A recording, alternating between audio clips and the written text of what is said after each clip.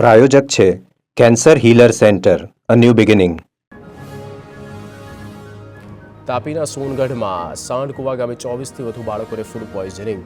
રતનજ્યોતના બીજ ખાધા બાદ બાળકોની તબિયત લથડિયાની સામે આવ્યું.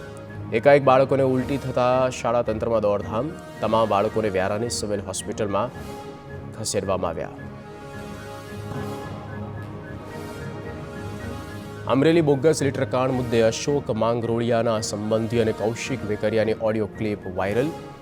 અશોક માંગરોળિયાને જેલ મુક્તિ બાબતે ભલામણ કરવામાં આવતી હોય તેવું ક્લિપમાં સંભળાઈ રહ્યું છે. આવી ભલામણ ન કરવા કૌશિક વેકરિયા વિનંતી પણ કરી રહ્યા છે.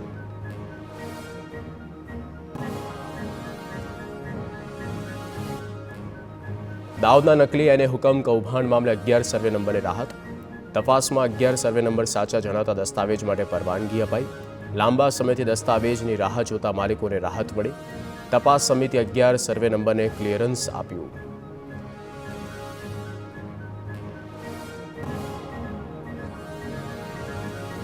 સીએમ ભૂપેન્દ્ર પટેલ આવતીકાલે જશે પ્રયાગરાજ. મહાકુંભમાં ડૂબકી સીએમ ભૂપેન્દ્ર પટેલ આસ્થાની લગાવશે.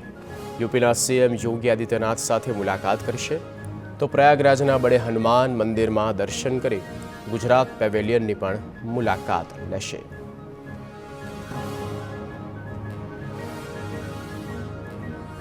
અમદાવાદમાં ગેરકાયદે પાર્કિંગ, દબાણ અને હેલ્મેટ મામલે હાઈકોર્ટમાં સોગંદનામું. મહાનગરપાલિકા બાદ અમદાવાદ શહેર ટ્રાફિક પોલીસે કામગીરી અંગે રિપોર્ટ રજૂ કર્યો. હાઈકોર્ટના આદેશ બાદ સપ્ટેમ્બર 2024માં ફરિયાદ નિવારણ સેલની રચના કરવામાં આવી, જેમાં મળેલી ફરિયાદો અને તેના પરની કામગીરીનો રિપોર્ટ આપવામાં આવ્યો.